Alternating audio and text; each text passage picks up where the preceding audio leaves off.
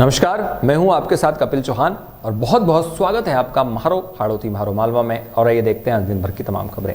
भारतीय राष्ट्रीय कांग्रेस और युवा कांग्रेस के बैंक खातों को फ्रीज किए जाने के विरोध में झालावाड़ जिले में भी कांग्रेस नेताओं कार्यकर्ताओं ने आयकर कार्यालय के बाहर नारेबाजी कर प्रदर्शन किया और केंद्र सरकार के विरोध में धरना दिया। इस दौरान कांग्रेस नेताओं ने आयकर कार्यालय के बाहर बैंड बाजे बजवाकर भी अपना विरोध जताया। इस दौरान कांग्रेस नेताओं ने कहा कि केंद्र की मोदी सरकार विपक्ष के खिलाफ केंद्रीय जांच एजेंसियों को इस्तेमाल कर उनका दुरुपयोग कर रही है।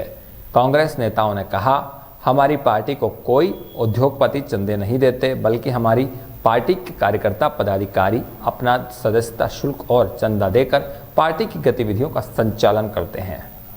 वहीं धरने के दौरान कई नेता, पदाधिकारी, जनप्रतिनिधि और प्रमुख कार्यकर्ता मौजूद रहे। मोदी के दबाव में आकर आयकर विभाग कांग्रेस पार्टी के खातों को सीज करना लोकतंत्र के खिलाफ है। हमारी पार्टी में जो भी चंदा आता है या जो सदस्यता शुल्क होता है वही हमारी पार्टी के, चाहे यूथ कांग्रेस का खाता हो, चाहे एनएसयू का खाता हो, चाहे कांग्रेस के खाता हो, उसमें होता है। ये सीज करना ठीक नहीं, इसका हम पुरजोर शब्दों में विरोध करते हैं। क्या माना जाए, अब जब इलेक्ट्रिक गोल्ड वाला मामला जो आया है, इससे क्या जो उद्योगपतियों की मदद सीधे सीधे बैंकों को मिलती थी, उसका खुलासा हो गया। उद्योगपति हमारी पार्टी को चंदा नहीं देते। हमारे तो पार्टी के जो कार्यकर्ता है, जो उनका सदस्यता शुल्क होता है, पार्टी के लोग जो चंदा देते हैं वही चंदा हमारे इसमें आते हैं। उद्योगपति तो मोदी को चंदा देते हैं, हमें नहीं देते। सामान्य बात बताता हूँ, 4 यूनिट के बराबर भूमि आवाप्त की।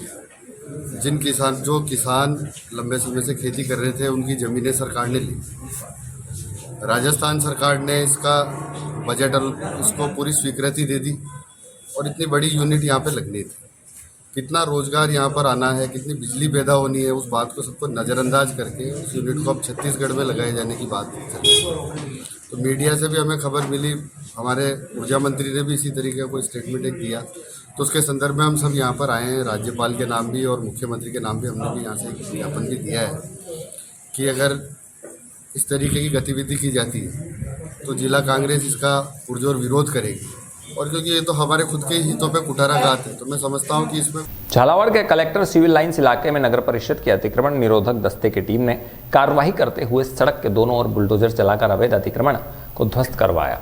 इस दौरान इलाके के कई लोगों ने बगैर नोटिस दिए अचानक से अतिक्रमण हटाने की कार्रवाई का विरोध जताया, लेकिन पुलिस जाब्ते और अधिकारियों की मौजूदगी के चलते विरोध करने वालों की एक नहीं चली और देखते ही देखते कई अतिक्रमण ध्वस्त कर दिए। पीडब्ल्यूडी के द्वारा चौड़ीकरण और सौंदर्यीकरण का कार्य किया जाना प्रस्तावित है। ऐसे में इस सड़क के दोनों ओर किए गए अतिक्रमण को हटाने के लिए जिला कलेक्टर ने निर्देश दिए थे।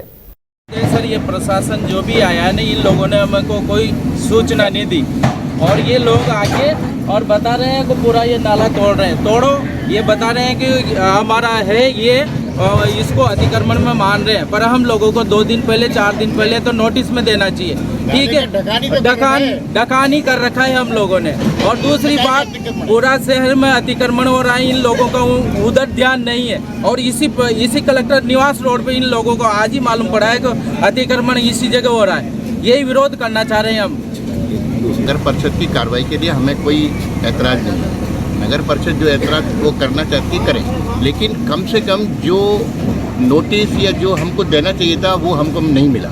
एकदम आकर के किसी भी चीज़ को तोड़ना वो सही नहीं है। जहाँ तक ये नाले का ढकान का सवाल है, नाला ढका हुआ है खाली, इसमें कोई अतिक्रमण नहीं है, क्योंकि यहाँ मच्छर आते हैं, बदबू आती है, उसको कोई देखने भी नहीं आता है। नाले की कोई सफाई नहीं होती है कभी भी, तो इसलिए ये नाले का ढकान कराया हुआ है। बड़े बड़े है और किस तरह का अभियान है ये सारा? ये एक्चुअल में क्या सिविल लाइंस रोड है और यहाँ लोगों ने पक्के जो स्लॉप वगैरह है, नालियाँ और आगे रोड पे पक्का निर्माण कर लिया। लगातार शिकायतें मिल रही थी। यहाँ से कलेक्टर साहब वगैरह सारे जिला अधिकारी भी गुजरते हैं और ट्रैफिक इतना रहता है, कलेक्टर साहब को अपनी गाड़ी साइड से लेके आनी पड़ती है, तो बहुत ज़्यादा और लोग आम लोगों की शिकायत आ रही थी। हमने ये सभी अवैध अतिक्रमण थे, हमने सार्वजनिक सूचना भी लगातार प्रकाशित करा रहे थे, इनके खिलाफ कोई कार्रवाई नहीं हो रही थी। तो हमने आज सुबह से ये जो अतिक्रमण टीम है हमारी वहाँ लेके आए। कुछ लोगों ने कहा कि हम हटा लेंगे अपने स्तर से, तो उनके जो स्लॉप वगैरह छोड़े हैं। बाकी इस रोड में अभी पीडब्ल्यूडी इसमें रोड बना रही है, बीच में डिवाइडर बना। सेकला गांव में शीतला माता प्राण प्रतिष्ठा महोत्सव की शुरुआत हुई। विधि विधान के साथ पंडितों के द्वारा सभी यजमानों को मंत्रोच्चार के साथ जोड़े सहित जनेऊ धारण करवाई। इसके बाद गांव में कलश यात्रा निकाली गई, जिसका जगह जगह स्वागत हुआ। यज्ञ पांडाल में सभी जोड़ों ने आहुतियां लगाकर शीतला माता और भूमिया महाराज की प्राण प्रतिष्ठा की। इसमें सभी ग्रामवासियों ने बढ़ चढ़कर भाग लिया। भवानी मंडी के मेडिकल व्यवसायी ने विवाह वर्षगांठ व जन्म दिवस पर नेत्रदान का संकल्प लिया। आंखें ईश्वर की अनमोल धरोहर है और किसी को नेत्र ज्योति प्रदान करना सबसे बड़ा परोपकार का कार्य है। यही कारण है कि भवानी मंडी में नेत्रदान के प्रति लोगों का उत्साह लगातार बढ़ता जा रहा। भारत विकास परिषद के नेत्रदान प्रभारी शाइन इंडिया फाउंडेशन के ज्योति मित्र कमलेश दलाल ने बताया, लगातार नगर में हो रहे नेत्रदान के कार्यों से प्रेरित होकर मेडिकल व्यवसायी आलोक जैन ने धर्मपत्नी वर्षा जैन सहित अपनी 25वीं विवाह वर्षगांठ जन्म दिवस पर संयुक्त नेत्रदान का संकल्प लेकर प्रेरणास्पद कार्य किया है।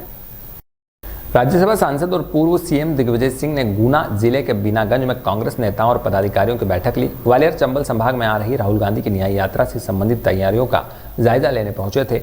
यात्रा से जुड़ी जानकारी देते हुए दिग्विजय सिंह ने बताया, राहुल गांधी मार्च महीने के पहले सप्ताह में ग्वालियर चंबल संभाग का दौरा करेंगे। गुना पहुंचने पर रोड शो करते हुए वह राघोगढ़ पहुंचेंगे, जहां एक विशाल रथ सभा आयोजित होगी। इससे पहले पूर्व सीएम ने राहुल गांधी की न्याय यात्रा के रूट से लेकर सभा और रोड शो की कार्यकर्ताओं को जानकारी देते हुए बताया, सभी को इस न्याय यात्रा से आमजन को जोड़ना है। कहा, राहुल गांधी बेरोजगारों, गरीबों और शोषितों की आवाज उठा रहे हैं। क्योंकि आज बेरोजगारी, महंगाई, अन्याय, अत्याचार, किसान, मजदूर, इनकी लड़ाई कोई लड़ रहा है देश में तो राहुल गांधी लड़ रहे हैं, जिन्होंने कि कन्याकुमारी से लेकर कश्मीर तक पैदल यात्रा की और अब पूर्व से पश्चिम तक यात्रा कर रहे हैं। जनमानस के बीच में जा रहे हैं, उनकी बात सुन रहे हैं, उनकी तरक्की के लिए लड़ाई लड़ रहे हैं। अगला प्रत्याशी कौन होगा लोकसभा का जिसको कांग्रेस चाहेगी। और यदि आज दिन भर की तमाम खबरें कल फिर मिलेंगे इसी वक्त इसी बुलेटिन में। तब तक के लिए दीजिए इजाजत और बने रहिए अतुल्य भारत न्यूज के साथ।